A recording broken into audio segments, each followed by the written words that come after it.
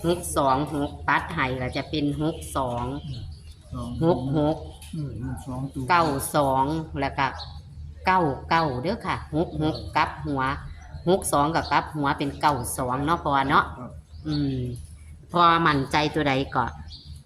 จับไม้บัดนี้เน้นตัวใดค่ะหนูจะเน้นให้น้องจีเน้น62นี่ละโอ้เน้น62ครับที่ช่วงนี้นั้นเปลี่ยนไป